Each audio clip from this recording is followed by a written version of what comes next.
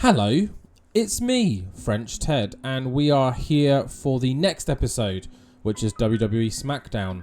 Now, there's no reason to be in the office section because we saw everything we needed to in Raw, which ended up being quite long, wasn't it? But I think that's because we were promo heavy. I think, unfortunately, we are going to be script heavy for the lead up to WrestleMania because obviously I want to go as deep as I can. And as you see here, we open the show with our new number one contender for the WWE Championship, AJ Styles, and our WWE Champion, Cody Rhodes. And this again is a script. So sit back, relax, let's not waste any time. The road to WrestleMania is here and the SmackDown side of it begins right now. So AJ Styles opens the show and stands in the ring as the show begins, microphone in hand. Before he can even start a promo or say anything at all, Cody Rhodes' music hits and he walks down slowly, gingerly, slight limp, holding his ribs, clutching the WWE Championship. Remember, Cody Rhodes put himself through the Elimination Chamber to prove that he is, a credible WWE Champion and earns his spot at WrestleMania. And of course, AJ Styles also earned his spot by defeating Rey Mysterio in our final tournament match. AJ Styles is seen smiling as Cody eases himself through the ropes to face his WrestleMania opponent. AJ Styles then finally begins his opening promo. He goes, "Here he is, everyone, ladies and gentlemen, the American Nightmare, the hero, the guy who just had to prove something. But to who? To them?" As he gestures to the crowd. "To me?" He laughs. You supposedly chose to walk into the Elimination Chamber, already the champion, and you put yourself through hell, Cody. And for what? So you can limp your way into WrestleMania, barely even to make it through the ropes? Cody, my guy, that's not brave. That's not heroic. That's not what a role model to the rest of the locker room does. That's just plain stupid.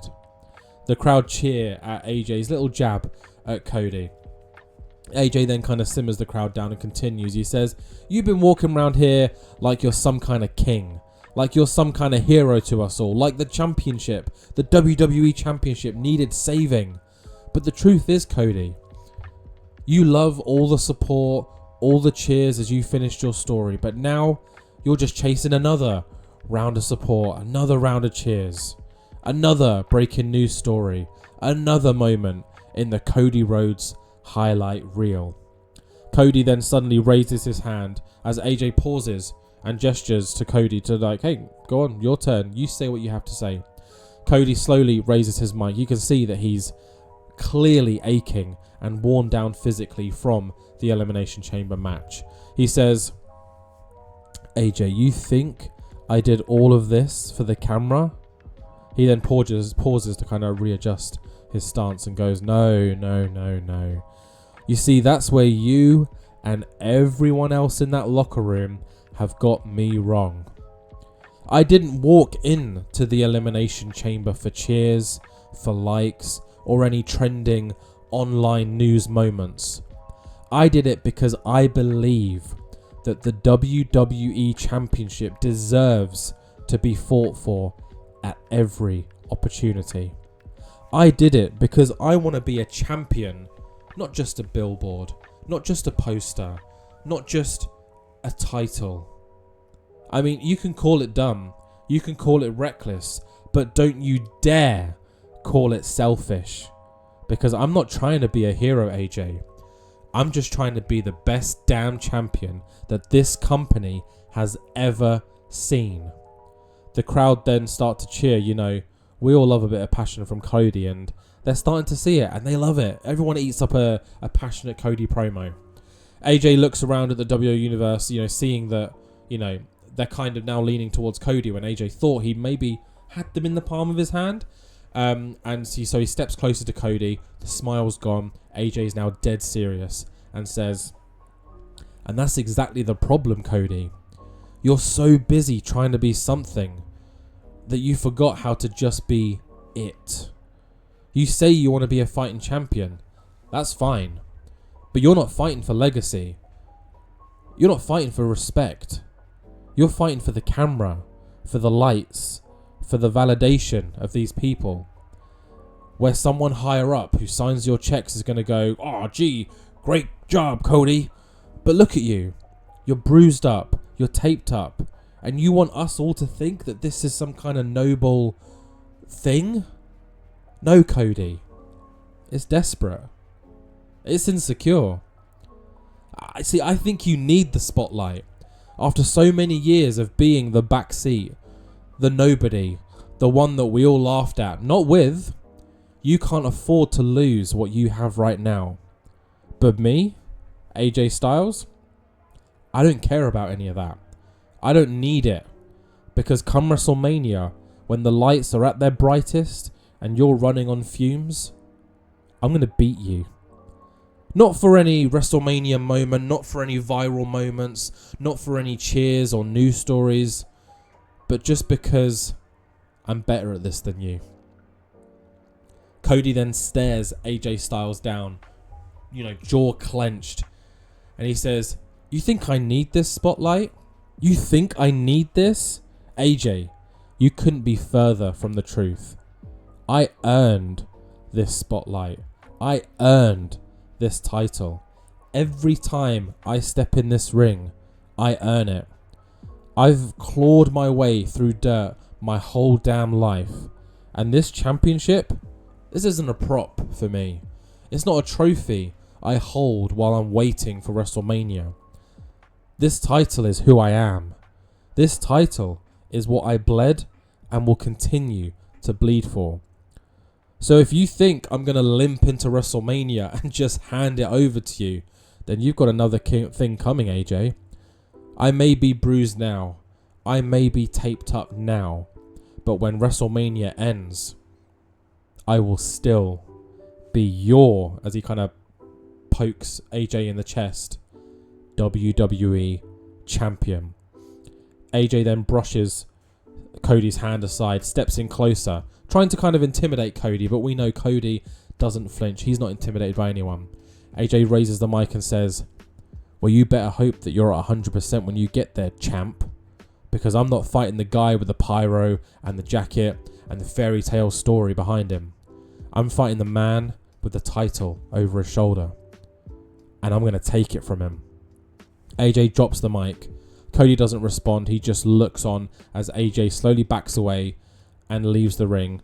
Both men keeping solid eye contact the whole way through. So yeah, this is starting to heat up. It's getting a little bit personal. Cody Rhodes being that champion that we all expect him to be, the champion that he expects himself to be. He's trying to right those wrongs. There's been a lot of misinterpretations recently with Cody Rhodes.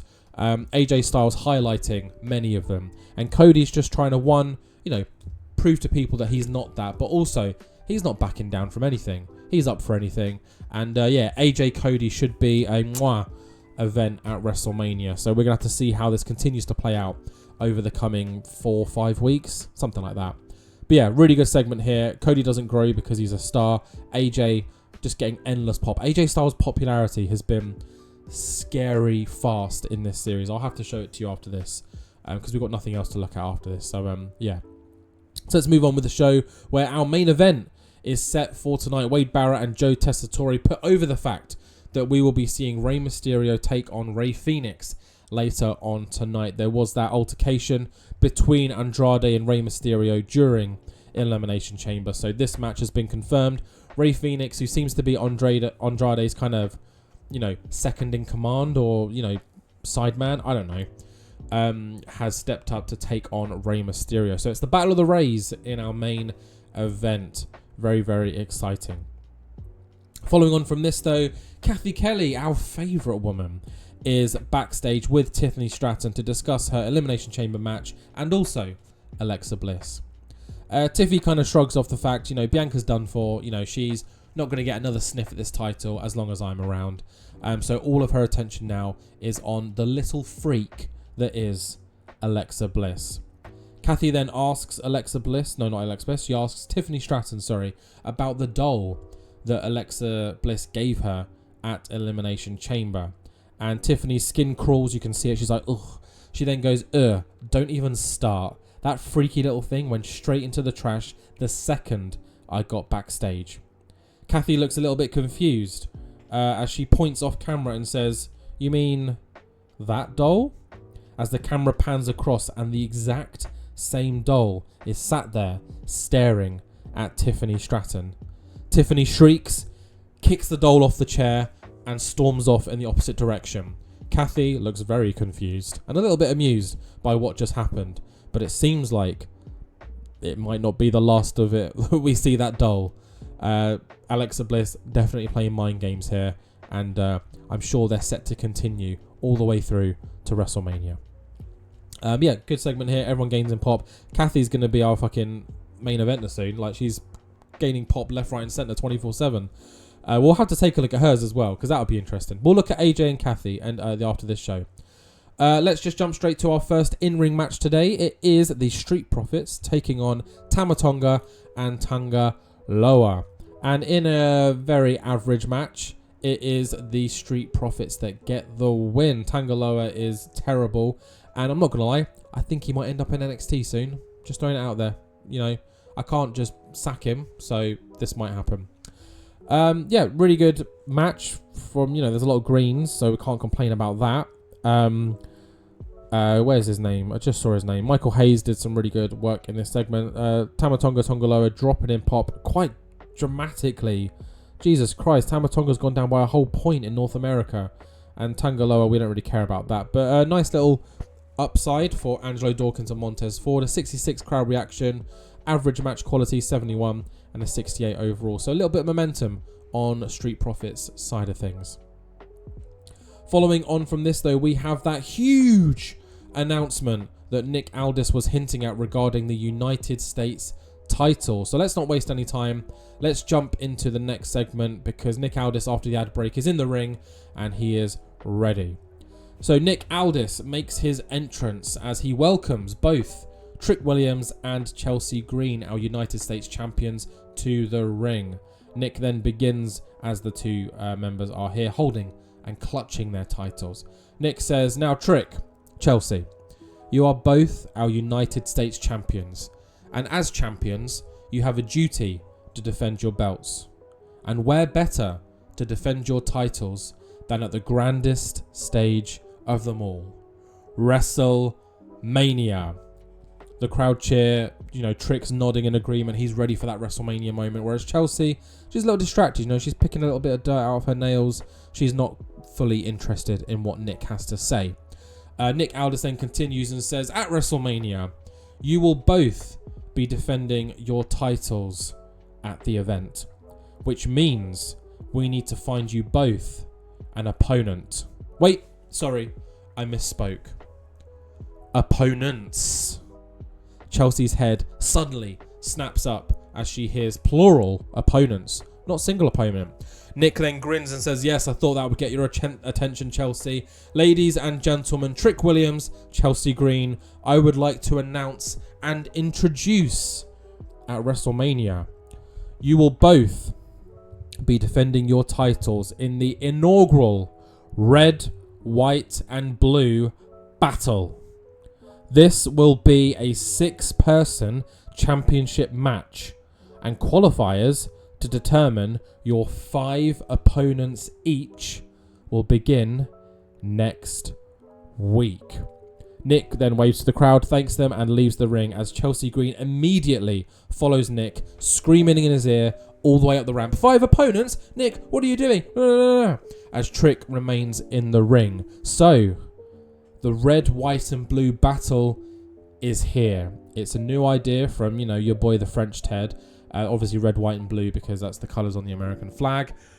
This will be a WrestleMania exclusive kind of match. And probably next year's WrestleMania in our series will do it as well. It will be the United States champion defending against 5 other opponents. Winner takes all. The reason why Trick remains in the ring is because your boy, you know, he's always up for a fight. Trick wants to prove that he's that guy. He says, red, white, and blue battle, huh? Sounds like fun. 1 man, 2 man, 3 man, 4, 5. So be it. Trick Williams isn't dropping this title anytime soon. And to prove that, let's have ourselves an open challenge. I mean, I'm already out here, so why not? Someone step up. So Trick Williams has issued an open challenge off the back of the red, white, and blue battle announcement. You know, already kind of putting his title on the line and potentially his place at WrestleMania. So let's see who accepts Trick Williams' open challenge. And it is the bruiserweight Pete Dunn who comes down to the ring looking to take on Trick Williams. And that match is happening now. And in a pretty good match, 4.5 star match, it is Trick Williams that 92 match quality gets the win and retains his WWE United States Championship. So by me to steal the show, you know, the workers up their game, amazing. They both put in huge effort. Trick Williams riding that wave of momentum, and they've got good chemistry, so we will have to keep that in our back pocket. Huge win for Trick, as you know, he just continues to build that pop momentum. You know, he's not quite there. I don't think he's really US champ quality right now, but we've got 5 weeks to prove that, and maybe more if he retains, who knows. But yeah, 80% final score, a really, really good result for these guys. I mean, Pete Dunne's awesome in the ring. He just doesn't have pop on his side. Kind of the same as Trick. Trick's decent in the ring, but I think it's the charisma and character that carries him a little bit. So post-match, Trick Williams is celebrating. And just like a few weeks ago, he is suddenly interrupted by that same vignette we saw weeks and weeks ago. You know, the old school radio music starts playing. The kind of, you know, broken, like, you know, the for country, for glory, for honor starts playing again as the lights go down. And suddenly there's like a, as the radio signal goes, everything goes black. And then we hear Rusev crash. And Rusev's music hits and he makes his way onto the ramp. Rusev is finally here. The commentary can confirm as well that Rusev will be in one of those United States qualifiers next week, and it seems like he has his eyes set on taking that title from Trick Williams. One thing I want to point out, this Rusev debut was written, created, booked on this game weeks before any Rusev rumors existed in real life. I know that it doesn't matter, but I don't want anyone to think I copy ideas from WWE, because I don't. Not a single one of the things I've ever booked has been copied or inspired by something in real life. So I just want to highlight that now. The date today is... Oh, my watch is dead. The date today is the 15th of May. Rusev has this debuted by now, but as I've said weeks and weeks and weeks, months ago, I've had everything up until WrestleMania booked since before I started recording episode 1. So I'm not going to mention that every time something like this happens and it happens in real life or whatever, but yeah. Anyways, Rusev is here. I can't wait to start booking my boy Rusev. He's one of my favorites. That doesn't mean I'm going to give him all the belts. You know, I've got a level head, but he is one of my favorites. I just want to make a point of that. Anyways, yeah, huge win for Trick. Great momentum building, but Rusev is here, and I'm very interested to see what happens on Smackdown. So we're going to have to promote him to Smackdown after this as well. So that's 3 things to do. Sticking in the ring, though, we've got some women's action. Naomi, who I'm sure will be included in that United States qualifying matches, is facing off against Katana Chance in singles action. And yeah, Naomi got the win. Nice, clean win here. Mickey James did a lot of work to kind of up the level of this match, because Katana Chance isn't really all that. 62 crowd reaction, 66 match quality, 64 overall. Nice. Naomi building that momentum to kind of take her in to the qualifiers that start next week. Following on from this, though, Seth Rollins is backstage and he is not happy. If anyone can remember what happened at Elimination Chamber, Seth Rollins was oh so close to becoming our new WWE Champion. But if it wasn't for the broken pod that Jacob Fatu put Carmelo Hayes through, who is recovering from injury, by the way, Logan Paul wouldn't have been able to sneak in and cost Seth Rollins of that opportunity. So let's hear what Seth Rollins has to say. And it's another script, guys, so sit back and enjoy. The camera cuts from Naomi's match to backstage, where a furious Seth Rollins is storming through the backstage area, heading to the ring. So, Naomi and Katana, they got to clear the ring quick. He's flanked by officials that are trying to calm him down as he shoves through them, looking through the doors as he makes his way onto the ramp and in front of the crowd. He heads straight to the timekeeper's area while his music plays, grabs the mic, waving, cut my music, as he stares down to the nearest cameraman. Seth is fuming. He's shouting into the camera. He's saying, "Where is he, huh? Where is the internet's golden boy? I am done with games. I am done with the distractions. I'm done seeing a fraud like Logan Paul prance around my industry week in, week out. Logan, wherever you are, you want my attention? You have 100% got it. You want to fight? You've got it as well. WrestleMania, book it in now. We're having this. I mean, you know what? I don't care. WrestleMania, main event, Smackdown, Raw, NXT, the parking lot. I'm going to find you and I'm going to break your damn jaw." Suddenly, the screen flickers to life on stage and Logan Paul appears via, webcam or something, grinning and laughing, lounging in a luxury hotel suite, sunglasses on, with his phone in hand. Paul is just, laughing to himself as he, stretches, flexes his muscles and leans forward and says, "Seth, I'm the fraud? Buddy, I'm trending worldwide. Look, I'm the headline. I'm the algorithm. You're just a part of yesterday's viral moment, Seth. You should be thanking me. I'm giving your washed up act a second lease of life." But let's be serious for a moment. You say you want a match against me. Sure, let's do it. But we're not doing it on SmackDown again. We're not doing it on Raw. We're not doing it in NXT or in a parking lot. Because we're better than that, Seth, and you know. We'll do it at WrestleMania. And at WrestleMania, Seth freaking Rollins, I'm going to end you with a, and he kisses his fist, knockout punch. And at least 1 million views. Logan Paul then blows a kiss to the camera as the screen cuts to black. The camera then cuts back to Seth Rollins, who is seething, wild-eyed, but very happy that he has now got his match. I mean, it looks to be official. Seth Rollins, Logan Paul, WrestleMania. I'm sure it's official, but we are yet to receive word. But it looks like we're getting this match at WrestleMania. We're running it back from, I think it was episode 1 of our series when these two faced off. It's happening again at the biggest stage of them all. And I'm excited to see where this storyline goes, because I don't think any of you guys are ready for what's going to happen. Yeah. But let's head backstage now, where Tiffany Stratton looks a little bit flustered, from what happened earlier. She's a little bit more wary of her surroundings. She's pacing down the hallway and she is not in the mood for any conversation or anyone to talk to her right now. As she turns right down a different hallway, the lights above her begin to flicker and turn off. And we hear a scream, and it's of course Tiffany, because when lights suddenly shut off, it's quite scary. When the lights come back on though, nothing is there. And she's like, "Oh, thank goodness." Oh. She then raises her hand to kind of just, brush the hair out of her face. But when she raises her hand, the same Tiffany Stratton doll that Alexa Bliss made for her is in her hand.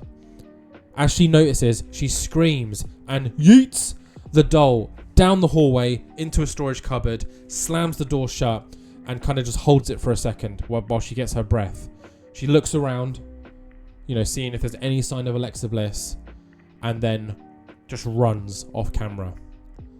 So it seems like Tiffany Stratton is being stalked by a doll that kind of resembles her, I guess. I mean, it's in the same ring gear, but the doll's face very much doesn't resemble her. It's kind of like a Lily clone.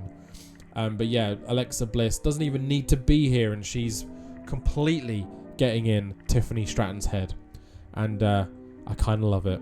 And I'm excited to see what else Alexa Bliss gets up to, or Tiffany Stratton gets up to, in the coming weeks as we head to their WrestleMania main event match, I might want to add, because Alexa Bliss was our Royal Rumble winner, so she's entitled to that main event match. Following on from this, though, we actually head to the main event. Yeah. Not many matches on this card. Just actually, you know, 1, 2, 3, 4. This would be the 4th or 5th match on the card. That's fine. Rey Fenix, Rey Mysterio, the Battle of the Reys. Rey Fenix is kind of fighting for Andrade, you could say. Rey Mysterio fighting for himself. So let's just see what happens in this match. I'm hoping it'll be a good one. In a 4-star match, fine, 84, a 78 overall. Rey Mysterio gets the win. He gets the 1-up over Rey Fenix. They stole the show. Got a great reaction from the crowd, which is really, really good. Huge win for Rey Mysterio, who I think really needed this after his tournament loss. Andrade and some of LWO are ringside for this match. Andrade not getting involved at all. You know, he's just there for the mind games. Occasionally chatting to Joaquin Wilde and Cruz del Toro, which of course distracts Rey, because Rey wants Andrade nowhere near the LWO. But Rey does get the win. So as Rey Mysterio reluctantly celebrates his win, Andrade slides into the ring and completely blindsides him. Rey Fenix then recovers, joins the attack, and these two men are now beating down Rey Mysterio, ripping the shirt that he had on, you know, just really hammering home. Del Toro and Wilde are ringside and stunned. They look like they're about to get involved, but Andrade pauses, turns to them, pointing at them, says something in Spanish, and then laughs before turning back to continue the beatdown on Rey Mysterio. I don't know what Andrade said, but it seems like Joaquin Wilde and Cruz del Toro are just frozen in place as they watch as their LWO leader is just being beaten down. Eventually, Andrade hits the Hammerlock DDT, or whatever his finisher is at the moment, on Rey Mysterio, as Rey Fenix and Andrade stand tall over Rey Mysterio, laughing, and Andrade occasionally nodding to the remaining members of LWO, who have done nothing. They've been powerless. They've just stood there and watched Rey Mysterio get hurt. And that is how we end WWE Smackdown. Cool. So, yeah, lots of things happening. The wheels are turning on most of our big matches. Of course, AJ Cody really heating up. You know, you've got the whole promo here if you want to read it. The Rey finale we'll get to in a second. You know, Tiffany, the mind games have begun from Alexa Bliss as we head towards WrestleMania. So it'll be interesting to see where that goes. Street Profits getting some momentum behind them. We did say there would be kind of like a number one contender style thing. We've been slowly kind of building that. There hasn't been an official tournament. It's just who can rack up the wins. And I think so far, Street Profits and Motor City Machine Guns are still the two top teams on SmackDown. The red, white and blue battle has been announced. Next week, qualifiers will take place for both men and women. And the returning Rusev will be in those qualifiers after Trick Williams successfully defended his title against Pete Dunn. Seth Rollins, livid, irate that he lost that WWE Championship opportunity at the hands of someone like Logan Paul. So, the offer's out there. It seems to be agreed. It seems to be official. Seth Rollins, Logan Paul at WrestleMania. And then, of course, Tiffany spooked again. And then Andrade continuing his attack on Rey Mysterio. And LWO doing absolutely nothing about it. So, yeah. Really fun show. Let's end this. Let's take a look at our emails and such. And also, we'll look at AJ, Kathy Kelly's popularity. And also, we'll promote Rusev to the main roster. So let's go ahead and do those three things. I don't think there's going to be any events to look at, so this shouldn't take too long. Let's have a look here. Natalia Markova. What is this email subject? Workerson. Who the fuck is that? Hold on. Let's do this first. Yep. Smackdown. Oh, well, where did that go? I just saw a Workerson. I don't know. This has got nothing to do with what this says. Let's go back and see what happens. I don't know what's happening. Anyways, Office, yeah, let's just keep going to Monday. I hope Shinsuke agrees that contract in time. I just realised how late I left it. Let's see. We should get something today from him agreeing, I hope. If not, then I guess Shinsuke's gone. I'm not going to try and re-sign him if he goes. Which is a shame because I've got a story that could happen down the line with him. Alright, he's not here anymore, which means he's either left or he has signed... Oh, don't worry. We've been spoiled. It says it right here.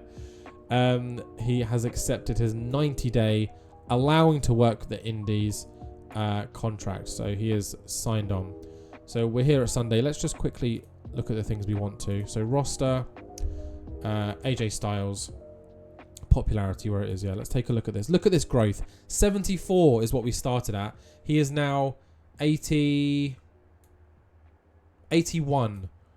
So he's a definitive main eventer. And then we've got Kathy Kelly as well. Where is she? CM, Candice, Carlito, Kathy Kelly. What's she? Oh, okay.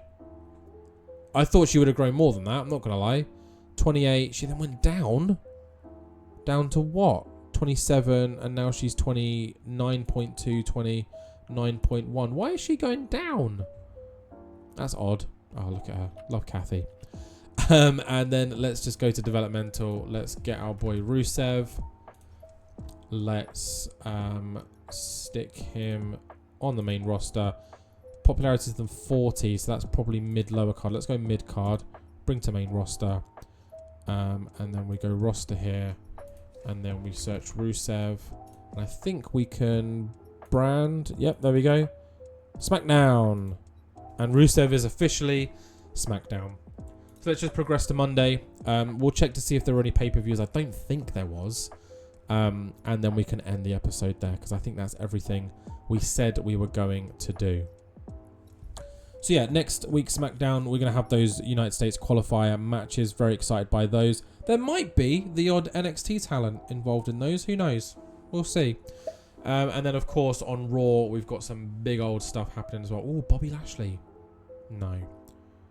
Nah, we don't want Bobby Lashley. Bobby Lashley. Promotional War Report. Yeah, we're better than everyone. Miro's called up. We know. And Takeshita has left AEW and DDT. He's officially New Japan Pro Wrestling, which is exciting for him, I guess. Let's see if he can become world champion. Let's go all the way to the 17th, which is here. So Sunday, any pay-per-views we want to look at? No. I'm not going to bother looking at New Japan anymore because there doesn't seem to be any interest in that.